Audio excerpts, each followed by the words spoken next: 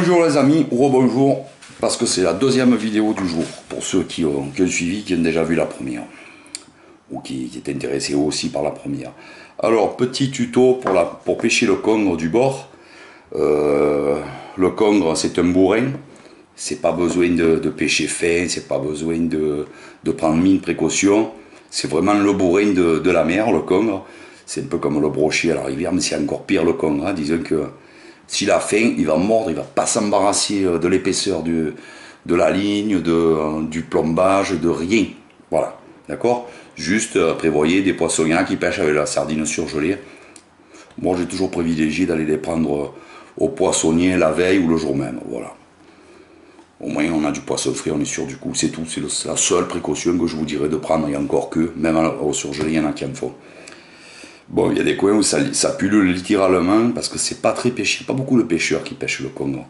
Et au filet, il s'en prend, mais pas tant que ça, parce qu'il est souvent en trou, le congre.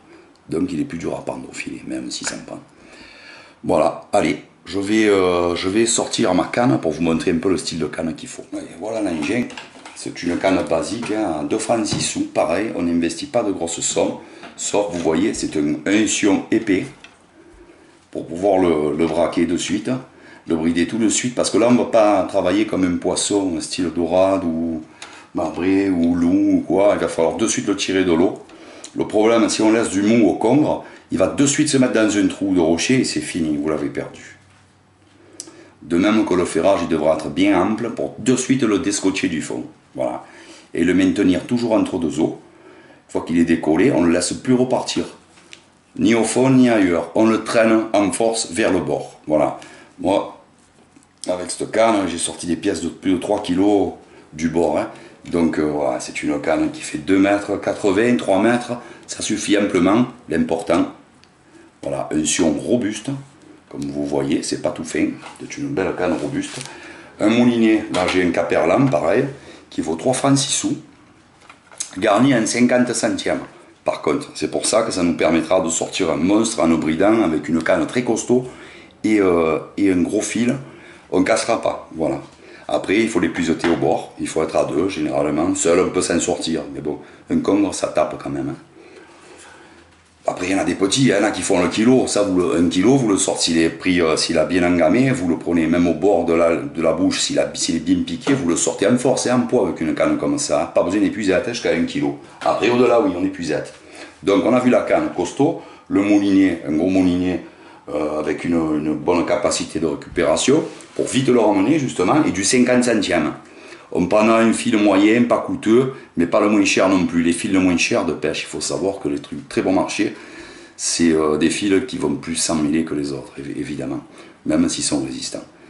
Donc pour éviter perruques et emmêlage, on prend toujours un prix moyen pour le fil, c'est quand même important. On ne prend pas du fluoro, on ne s'embête pas. 50 centièmes de fil de nylon basique. Je dois avoir 150-200 mètres sur la bobine, ça suffit. Le congre, comme je vous ai dit, on va lancer à 20-30 mètres, on lance pas loin en digue, parce qu'il fait les bords, hein, et il est sur les bords. Souvent, vous allez tomber pas loin de la cache du congre, donc lui, ce qu'il fait sur le soir, il est en chasse. Si ça tombe devant son trou, il va le prendre, il va rentrer directement dans le trou, et là, c'est un peu mort, sauf si on le surprend. Sinon, il va être en nage, en chasse. Ça commence dès la tombée de la nuit, c'est le meilleur moment en fait, hein. C'est pas la nuit totale, contrairement aux idées reçues. Ça commence un peu avant la tombée du jour et ça se prolonge jusqu'à, bon, on peut pêcher jusqu'à minuit ou toute la nuit, hein. Mais bon, si à minuit il n'y a pas de touche, c'est que c'est pas un jour à congre, c'est tout. Mais il y a beaucoup de jours où c'est le congre, où c'est des jours à congre par contre, hein. Même quand rien d'autre ne mord. Donc voilà, c'est une pêche très bien. Le congre, c'est un délice, c'est pas comme l'anguille. L'anguille, moi j'aime pas parce que c'est le côté visqueux, mâché. La chair est bonne, mais le congre, c'est un délice, hein. C'est vraiment un poisson très fin. On le coupe en tranches. On peut se servir de la tête pour la soupe, de la queue pareil. Et les tranches, on les poche dans du bouillon avec de la mayonnaise ou de la rouille, c'est un délice. Ça rentre aussi dans la constitution du poisson blanc qu'on met avec la bouillabaisse. Donc voilà, alors le bas de ligne, 50 centièmes, le corps de ligne 50 centièmes. On enquille une olive de 20-30 grammes, ça suffit, parce que le poids de la sardine il va faire le reste, hein, au niveau du poids. On peut mettre par 20 forts, oui, on peut monter par 20 forts, on peut mettre 50-60 grammes, hein, si la mer remue, bien que ce soit les temps un peu plus calmes, qui soient plus propices à la pêche du congre. Pour le plat, ça n'a pas trop d'importance. On enquille Donc sur le corps de ligne, une olive, tac. Ensuite, une bille pour protéger, une bille en caoutchouc pour protéger le nœud. Et le nœud, on le fait avec, au bout avec un émerillon, tout simplement classique. Voilà. Olive de 30 à 50 grammes. Une bille en caoutchouc pour protéger le nœud qu'on va faire ici, avec l'émerillon, qui est resté là sur mon bas de ligne.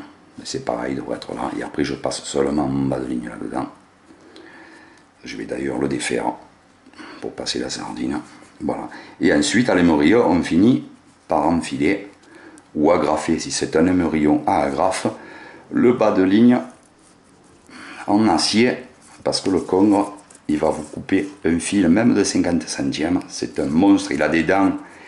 C'est pas des dents en fait, c'est une espèce des dents très petites, microscopiques, très serrées, pas microscopiques, n'importe quoi, sont très serrées et très coupantes, très tranchantes. D'ailleurs, vous mettez surtout pas le doigt. D'abord, avant de décrocher le congre, vous allez le tuer en incisant derrière la tête avec un couteau. Et parce qu'on vous dit le gourdin, machin, le gourdin, vous pouvez y aller. Il faut sauter à pieds joints pour le tuer dessus. Et encore, c'est increvable un congre. Donc, pour tuer un congre, je vais vous dire comment faire instantanément. Il va mourir instantanément. Et vous n'avez plus qu'à le décrocher tranquillou et le sortir de l'épuisette et le mettre de côté. Si vous ne voulez pas le relâcher, bien sûr. Mais bon, je ne connais pas trop de monde qui pêche le congre pour le relâcher. Bon, voilà. J'ai défait mon émerillon qui ira sur le bas de ligne, comme je vous ai dit. Voilà. Donc, pour tuer le congre, voilà, c'est ça, c'est le congre. On va prendre derrière la tête, tac, on va couper jusqu'à l'os de la colonne vertébrale. D'accord? Tac. Juste avant la colonne vertébrale, il y a tous les nerfs qui passent. Le fait de couper ces nerfs, ça va immédiatement le paralyser, l'immobiliser, et il va mourir instantanément. Voilà, tout simplement. Alors, l'échage, il se fait simplement comme pour le loup. Ce qui change, c'est que j'ai un bas de ligne acier. On prend 30 cm de bas de ligne. Si on prend des tout petits bas de ligne de 10 cm, le risque, c'est que le congre, qui va avaler profondément, il va avoir l'hameçon dans l'estomac, et les 10 cm, ils vont y arriver dans la gorge. Mais après, à la bouche, il va se retrouver avec l'olive, il va se retrouver avec l'olive, oui, et le corps de ligne. Et là, il va le couper. Donc, on prend 30 cm pour remédier à ça si c'est un gros congre. Et on enfilera la sardine. Toujours comme on a fait pour le loup, on rentre l'hameçon dans la bouche, comme ceci. Là, j'ai un plus gros hameçon. Voilà. On lèche comme ça la sardine, ou alors, ce qu'on peut faire encore mieux, mes sardines ne sont pas fraîches, pour ceux qui ont vu la première vidéo, vous le savez. Ce qu'on peut faire encore mieux, on passe par la bouche, on ressort par l'ouïe, et on va piquer l'hameçon, pas trop bas, parce que ça a moins de tenue, voilà, comme ça. On le pique là, et on le fait ressortir comme ça ici, voilà. Il n'y a pas de problème, on peut lancer après. Ce qu'on peut faire, c'est ça, en plus, si on veut. Voilà. Ici, on ne lève pas les tripes, on laisse tout pendre, et on l'envoie comme ça. Voilà, l'hameçon ressort. Comme on voit ici, le massacre. On laisse caler, on tend le fil. Pas à mort, mais on le tend. Jusqu'en tirant sur le fil, on est le contact. Il faut par contre avoir les yeux sur la canne. Si vous n'avez pas les yeux sur la canne, vous pourrez desserrer le frein du moulinet pour qu'il prenne du fil. Mais il faudra réagir très vite, il faut ferrer immédiatement. Comme je vous l'ai dit, le souci du congre, c'est qu'il aille au trou et c'est fini, vous ne le sortez pas, vous êtes obligé de casser la ligne. Voilà, vous pouvez couper, après c'est terminé. Il faut réagir dès le... On le laisse quand même piter, hein. Le sion, il va faire comme ça. Tac, tac, tac, tac. Dès qu'il plie, tac, là on fait. Voilà. Dès quand la touche est franche. Voilà. Elle peut être franche directement, mais souvent, hop, le temps qui mâchouille, qui l'avale, tac. Dès que ça plie, on ferme. Voilà. Un grand coup, et on mouline, et on pompe. De suite, on ramène, on ne le laisse pas. Il n'y a pas de combat. Il n'y a pas de combat. Le congre, il faut le ramener comme un bourrin. Voilà. C'est le seul moment à la pêche où vous ramènerez comme un bourrin. C'est là. Vous attendez pas. Bon les amis, j'espère que cette vidéo vous aura bien servi et que vous allez faire de beaux congres. Les congres, il y en a partout, en Méditerranée, en Atlantique, dans la Manche, il y en a partout. Donc n'hésitez pas à caler toujours une canne au congre.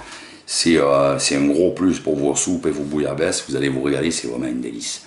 Je vous dis à très bientôt. Et si vous avez des questions, vous n'hésitez pas, vous les posez sous la vidéo, je vous répondrai volontiers. Hasta la vista, les amis.